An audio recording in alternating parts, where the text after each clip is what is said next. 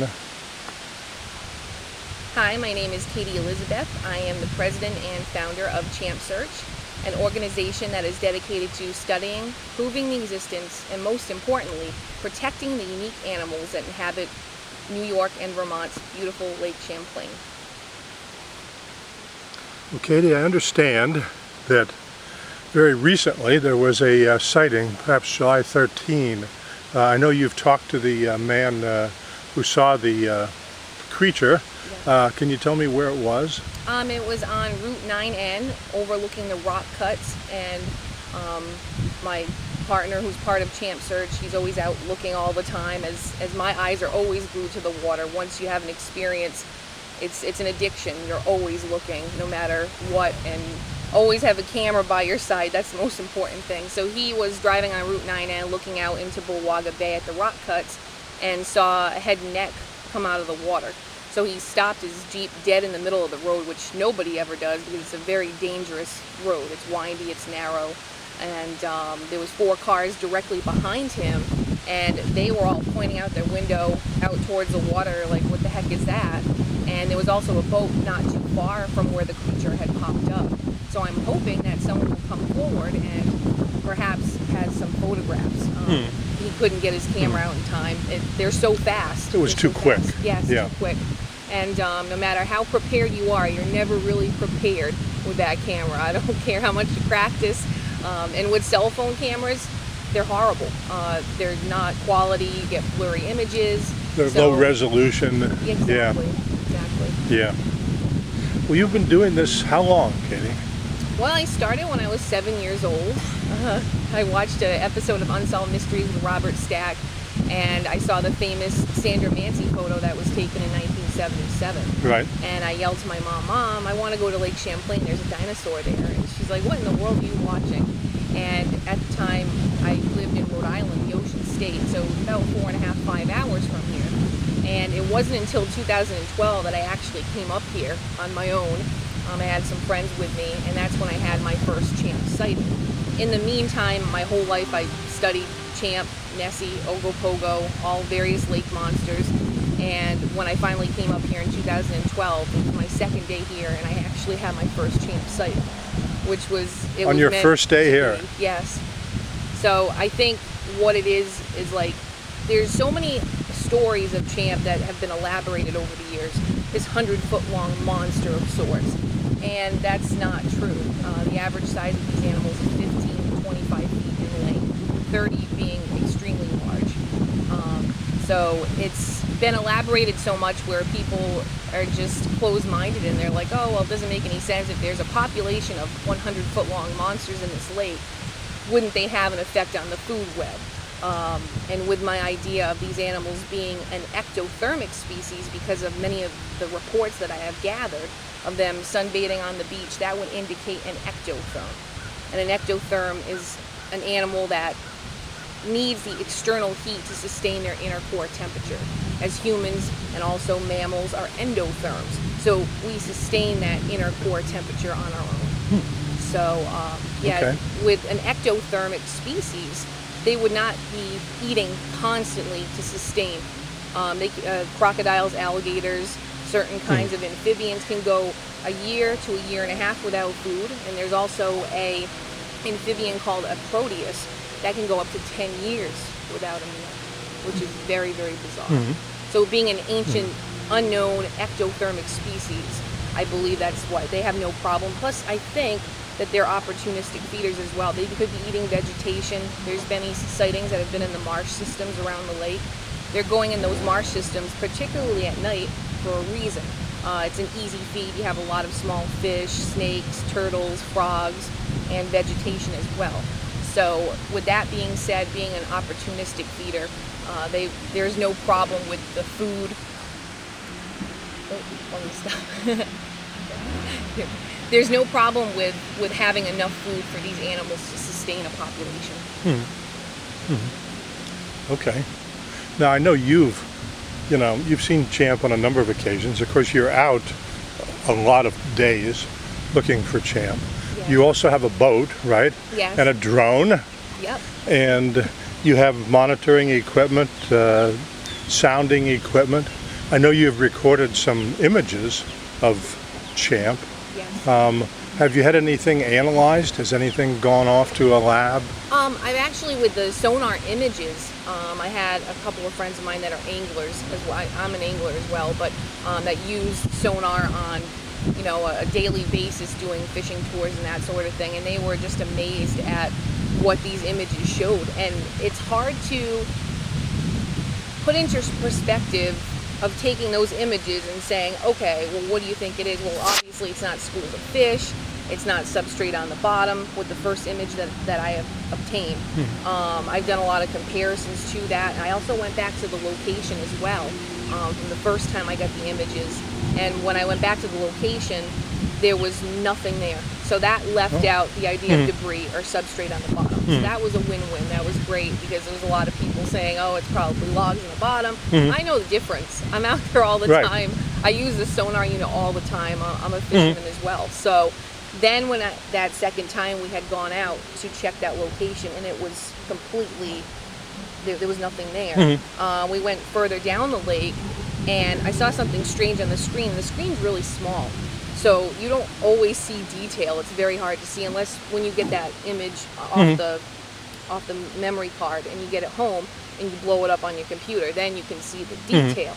So I had gotten another image, and I didn't realize it until like a month later or something like that, because I had 58 or 59 other images to go through, and it takes a lot of analyzing to go through that many. Yes. So finally I got into that one particular picture, and I said, oh my God, it's them again. It was the same, it looked like the same two, near the same location, and this time, instead of being at the bottom, they were actually near the surface. Well, I would say about 35 feet down, 35 to 46. So that was amazing. I said, oh my God, I got him again. It was just such a victory, it was awesome. So my goal for this year is to get a live sonar unit, which I will be getting shortly, which shows video. So what'll be interesting about that is to get the movement, not just the still shot pictures, and then you can really, really, identify what you're looking at rather versus just still shots. So I'm excited for that. I think it's going to be a big, big reveal. I really do. Excellent.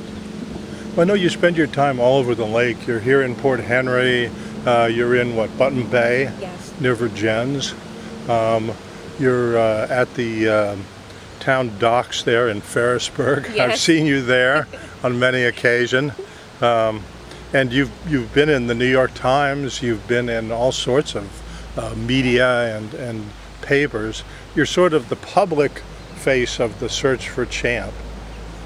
I mean, what I try to do is bring awareness to the real story of Champ, not just the over-proportioned legends that have been just blown into pieces. It's unfortunate. I mean, yeah, it's a lot of fun to say, oh, we've got monsters in the lake and they're 100 feet long, but what I try to do is use science behind what I'm investigating. So using the hydrophone system to record sounds, I do those comparisons to known fish here in the lake. With the sonar images, I also use comparison photographs, from other sonar images to rule out, debunk substrate, debris, that sort of thing. It's important to me to protect these animals and to protect this lake, because there's a lot of raw sewage getting in the lake every year, and it's so unfortunate. And I wish that it was more important to people about the health of the lake. And with these animals being an ancient species that I believe that they are, they're very resilient, they're very tough, and I don't think, honestly, that the population has been affected by the pollution. They seem to have thrived no matter what. But for a species like that to survive millions of years, they have to be extremely hardy and resilient. So, yes. But anyway, with the lake, it's very important to me because it's one lake, and it's such an amazing body of water. Well, wouldn't you probably need a breeding colony of the creatures? There's got to be more than one or two. There is. Yeah. With the sonar images, I had gotten a pair. They tend to move in groups, particularly pairs, whether it's male or female, mother and baby. I don't know. It seems to. I would suspect male and female pairs. And that could also make someone believe that they're seeing a 100-foot-long monster because one is right behind the other. Ah, okay. So, but yeah, the most important thing to me is being the voice for Champ and their protection. I mean, I really, truly, every year, every spring, I go, oh my God, I haven't seen anything, and I worry. And if we had a really rough winter, if the lake completely froze over, and then there's the sightings start pouring in around April, May, when the water reaches 50 degrees Fahrenheit. So, yeah, it's a lot of people don't think of the protection aspect or the environmental aspect of Champ. But to me, that's the most important thing. Because, I mean, what else do we have? Yeah, exactly. You know? It's very, that's don't my want to main harm goal, them. my main cause. We don't need people up here trying to harm them, stab them with a harpoon or that sort of thing. Shoot them. Exactly. Yeah. It's very important to me to protect them because I'm the only one that's concerned about it. Yes. Now, the legislatures in both Vermont and New York, the state legislatures, have passed bills that are now law that protect Champ. And I think you also got the town of Mariah to pass legislation. Yes, I did, and I was pleasantly surprised because I had made an appointment with Thomas Scazafava, and I emailed him and I said I would like to talk about the Champ protection law and that sort of thing, and he's like, okay, well, he made an appointment, and I went over to the Mariah town offices, and I remember being so nervous before I walked in. I said, this guy is going to think I'm insane. He's going to think I'm crazy. But on the contrary, I walked in, he was very pleasant, and he had said that there was many relatives of his, good friends, that had had Champ sightings, and I showed him some of the data that I've collected, the video, the echolocation, and the sonar I didn't get until later, but he was really impressed, and he said, well, we'll put it forth at the meeting and hope for the best that it's voted for. So I think it was like a few weeks later, I had gotten an email, oh, your law was passed. And I said, what do you mean the law was passed? Because I wasn't even there at the meeting, but I guess there was a little bit of time to mention it, because I know he was booked up with a lot of things. So that was a really proud moment for me and the Champ animals as well. It was passed unanimously. Yes. Yes. Yeah. Victory. Yes. Excellent. So what do you see happening now? What are your plans for the rest of the summer for Champ search? Well, I basically, with the live sonar unit, I think that is the biggest thing now, because I have so many echolocation recordings that I gathered on the lake. Now it's with the sonar, with the images that we got last year. So now I want to get the live video, the movement of the animals, and possibly more detail on that video as well. That's the main goal for this year. And also, there's a few national television programs coming up to film. I can't name them because I'm under contract, unfortunately. But we're going to be working on a scientific study, and I can't reveal what that is yet, but if everybody follows me on my Facebook page under Champ Search, you can see our up-to-date everyday research, as well as what will be airing on quite a few channels. And I can't tell who the channels are either, but okay. But they can keep up to date with that. And as soon as I can let the cat out of the bag, they can watch the programs and see what happens. There's a lot of good stuff ahead. I'm really excited. I think this is going to be a super year. Very good. This will be a Champ summer. Yes. Yes. Well, thank you, Katy. It's been fun talking with you. Thank you. And I hope we can talk again.